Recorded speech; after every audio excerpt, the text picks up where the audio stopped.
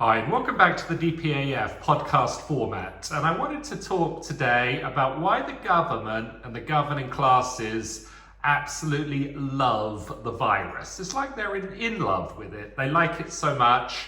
They're so happy about it. And this dawned on me over the weekend as I was reading these news articles about Piers Corbyn, and they were all consistently saying, you know, because Piers Corbyn's got this anti-vaccination agenda, if you can't go on your summer holiday, you need to blame Piers Corbyn. He's the what's standing in front of you and your summer holiday. And it got me thinking, you know, as the conventional wisdom goes, isn't this virus the China virus? Isn't this virus from China? Didn't it either escape from a wet market in China, or did it not escape from a lab in China? You know, what's the coronavirus got to do with Piers Corbyn? If we hadn't have had the virus in the first place, Piers Corbyn wouldn't have been able to have an anti-vaccination position because there'd be no need for vaccinations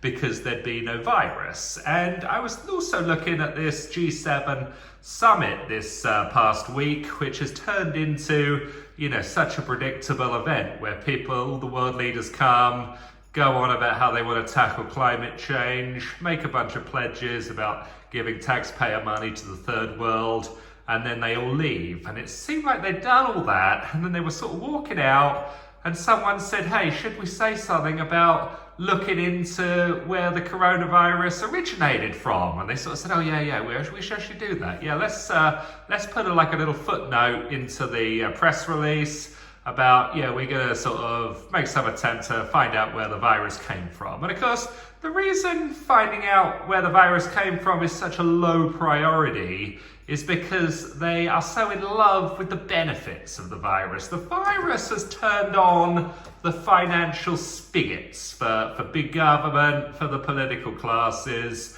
that they are just enjoying it so much, loving the benefits so much, that, you know, bothering to find out where the virus came from is just such a secondary priority, such a low priority.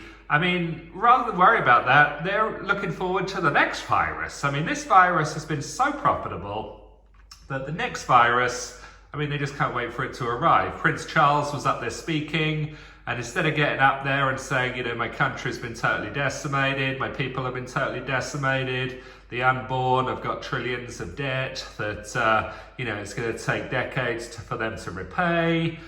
You know, I wish China hadn't have contributed to this, or maybe we should sort of stop doing trade with China, or damn China, or, you know, what could China have done to prevent this from happening?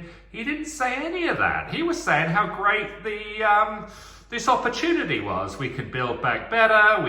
This proves we can tackle climate change. This is an opportunity we'd never thought we'd get, but now we've got it, and we might not get it again, but hopefully we will. I mean, from Prince Charles's point of view, the coronavirus is like the greatest thing that's ever happened in his life. And it's so different from maybe you, who's listening to this podcast, or people you know, they've lost their business, they've lost, you know, friends and relatives to suicide or depression or whatever it is.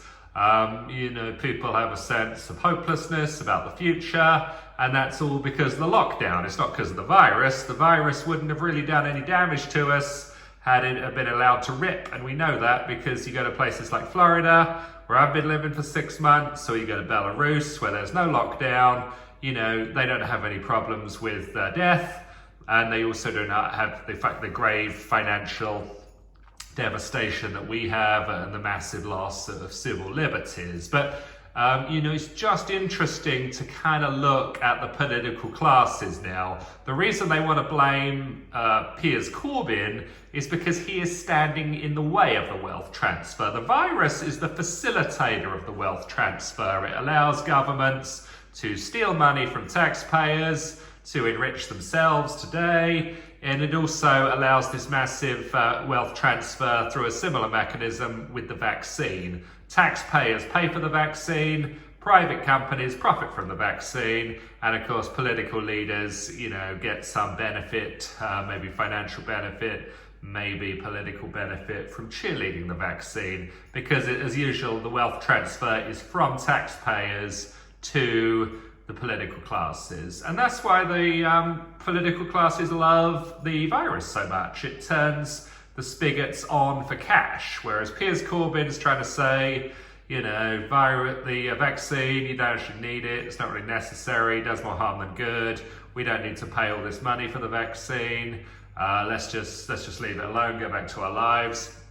And so he's now the one standing in the way of your summer holiday as opposed to China. And, you know, isn't it amazing to look at all these winners and losers from the vaccine? You think Barclays Bank are upset about the virus? You think Sainsbury's and Tesco are upset about the virus? You think Amazon.com are upset about the virus, saying, yeah, we're never going to do business in China again? Absolutely not. And of course, the dirty little secret of all this stuff, as it's starting to come out now, is that, you know, rather than the political classes wait for an unexpected virus to come that they could take advantage of, why not just initiate the virus in the first place? Why not engineer the virus? Maybe that's why Fauci was doing the gain of function experiments in the Wuhan lab. Maybe that's why Peter Daszak has not been interviewed or prosecuted by anyone from the British government. No one's interested in worrying about where the virus came from. They're just so happy that it's here. It's a bit like, if anyone's seen the show Breaking Bad, where Ted got the inheritance from the long-lost relative that didn't actually exist, and rather than worrying about who the relative was or whether it was some sort of mistake, he was just so thrilled with the benefits of the inheritance. And, you know, same sort of scenario here. I remember back to the early days of the lockdown, and David Davis was on the television, and they were sort of saying, you know, isn't these costs of the lockdown going to be sort of ginormous? And he was saying, yeah, no, look, don't worry about that, you know, because we can just push these costs out to 2050, as if the people of 2050 are just going to say, yeah, no problem, we'll pay all those debts from 2020, we don't mind that.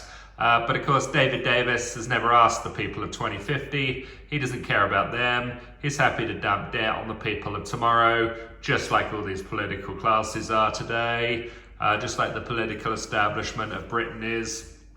And, you know, I think it's a total disgrace. So hope you like this and you start noticing too how much the political classes love the coronavirus, and, you know, they're no doubt looking forward to the next one. So thanks a lot for listening. Please subscribe to the channel, and we'll talk to you soon.